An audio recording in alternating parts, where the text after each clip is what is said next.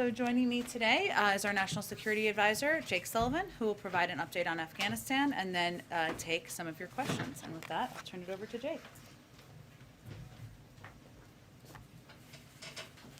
Thank you, Jen, and hello, everybody.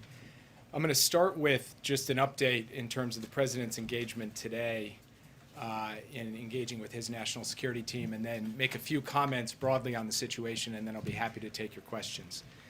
From our perspective, what we have to do now is focus on the task at hand, the mission at hand. You mentioned chaos at the airport yesterday. At the end of the day, the question is, can we effectively evacuate those people who we intend to evacuate? And that is what we are planning for and executing against beginning today, where the airport is secure, the flights are going, the people are coming, and we will continue to do that in the days ahead. Yes? Yeah, what is President Biden's response to the people of Afghanistan who are now in the hands of the Taliban terrorists and feel abandoned by the United States, or to those in Taiwan and elsewhere that are fearful that the U.S. will abandon them to the aggression of China? And follow-up to that is, what is President Biden's response to people in Israel and other countries who might also believe that the U.S. will abandon them to terrorists? So to the first question, President Biden and all of us, as I said in my opening comments, are heartbroken by the human consequences that have unfolded and could continue to unfold in Afghanistan.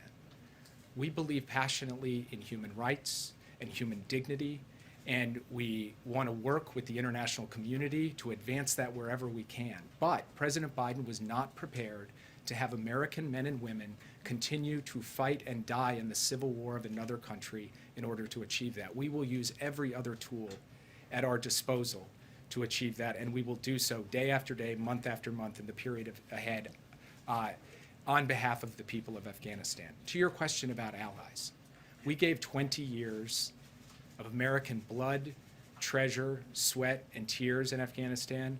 We gave them every capacity in terms of training and equipment to stand up and fight for themselves. And at some point, it was the time for the United States to say that the Afghan people had to stand up for themselves. We believe that our commitments to our allies and partners are sacrosanct and always have been.